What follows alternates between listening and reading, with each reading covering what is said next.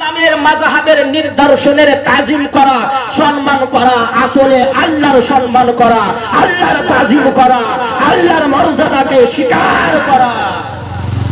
জানা গেল আউলিয়া আল্লাহ আল্লাহর নিদর্শন। আর আল্লাহ পাক কি বলেছেন, ওয়া মান ইউআযিম শাইরাল্লাহ ফাইন্নাহা মিন তাকওয়াল কুলুব। যেই ব্যক্তি আমার নিদর্শনের তাজিম করবে, যেই ব্যক্তি আমার নিদর্শনের ইজ্জত করবে, সম্মান করবে, সেই অন্তরের মধ্যে আমি আমার মুহাব্বত পয়দা করব।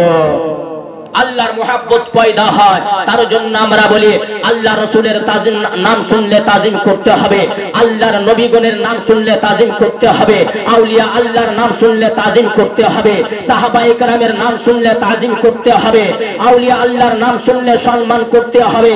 কেননা আউলিয়া আল্লাহর গুস্তাখি করলে, আউলিয়া আল্লাহর শানে যদি গুস্তাখি করা যায়, আউলিয়া আল্লাহর শানে যদি বেয়াদবি করা যায়, ঈমান বরবাদ হয়ে যাবে, আমল বরবাদ হয়ে যাবে, পথভ্রষ্ট হয়ে যাবে। কেননা এক সময় গাউসুল আজম রাদিয়াল্লাহু তাআলা আনহু, ইবনে সাকা আর আব্দুল্লাহ, এই তিনজন, হযরতে গাউসে আজম আর হযরতে সাইয়্যিদিনা গাউসে আজম আর ইবনে সাকা আর আব্দুল্লাহ, এই তিনজন গাউসে আজমের জামানায় এক আল্লাহর ওলি ছিলেন, এক আল্লাহর ওলি ছিলেন। আল্লাহর ওলির কেরামত তো অনেক, কিন্তু ওই কেরামতির মধ্যে সবথেকে বড় কেরামতি ছিলেন যে গায়েব হয়ে যাওয়া, গায়েব হয়ে যেতেন।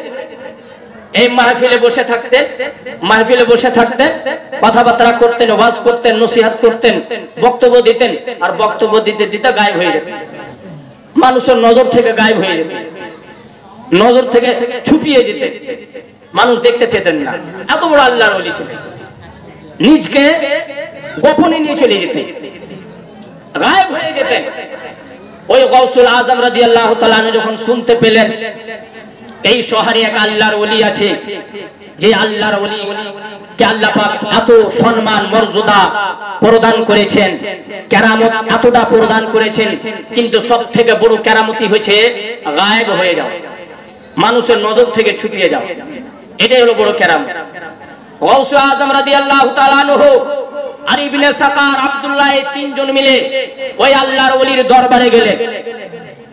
তো ওই আল্লাহর ওলির দরবারে যে দেখা সাক্ষাৎ করব, বরকত হাসিল করব, ফয়েজ হাসিল করব, এই ইচ্ছাতে, এই নিয়ত নিয়ে সফর শুরু করলেন তিনজন, ইবনে সাকা, আব্দুল্লাহ আর গাউসে আজম রাদিয়াল্লাহু আনহু, তিনজন ওই আল্লাহর ওলির দরবারে গেলেন। কিন্তু রাস্তাতে কথাবার্তা শুরু হলো, রাস্তাতে কথাবার্তা হয়েছে তিনজনের মধ্যে।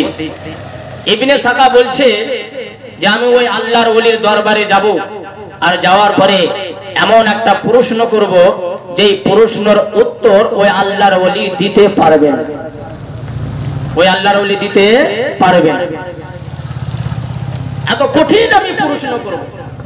কে বলছে? ইবনে সাকা। ওই আল্লাহর ওলির দরবারে যে এমন একটা কঠিন প্রশ্ন করব, যেই প্রশ্নের উত্তর ওই আল্লাহর ওলি দিতে পারবে না।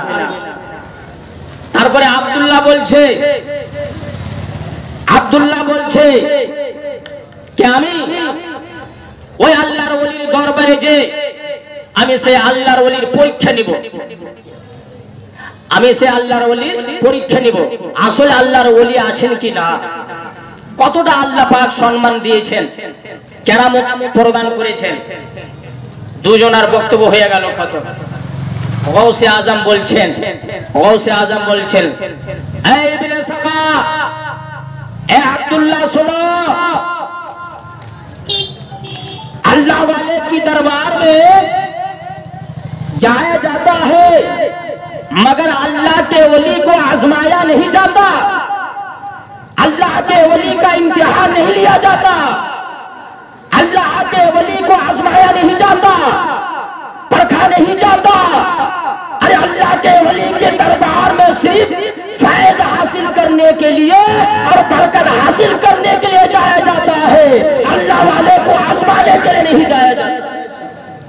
আল্লাহর ওলির কাছে যাওয়ার উদ্দেশ্য হচ্ছে ফয়েজ হাসিল করা, বরকত হাসিল করা। আল্লাহর ওলির পরীক্ষা নিতে হয় না, আল্লাহর ওলির পরীক্ষা নিতে হয় না। পরীক্ষা নিলে নিজের ঈমান বরবাদ হয়ে যাবে।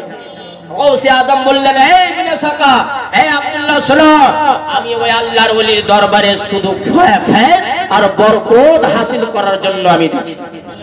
আমি পরীক্ষা নিতে যাই না, আমি পরীক্ষা নিতে যাই না। আমি এমন কঠিন প্রশ্ন করব যে প্রশ্নের উত্তর ওই আল্লাহর ওলি দিতে পারবে না, তার জন্য আমি যাই না। আমার যাওয়ার কারণ হয়েছে, আমার যাওয়ার উদ্দেশ্য হয়েছে ওই আল্লাহর ওলির দরবারে যে বরকত হাসিল করা, ফয়েজ হাসিল করা। কে বলছে যে আল্লাহর ওলির দরবারে যেতে হয় না? আল্লাহর ওলির দরবারে যেতে হয় না। আল্লাহর ওলির দরবারে যাওয়া শিরক বিদআত। লাগাও ফতোয়া গৌসে আজম पर। গৌসে আজমের উপর ফতোয়া লাগাতে পারবে কি আল্লাহর ওলির দরবারে যাওয়া শিরক আর বিদআত? গৌসে আজম আল্লাহর ওলির দরবারে গেছেন কিসের জন্য?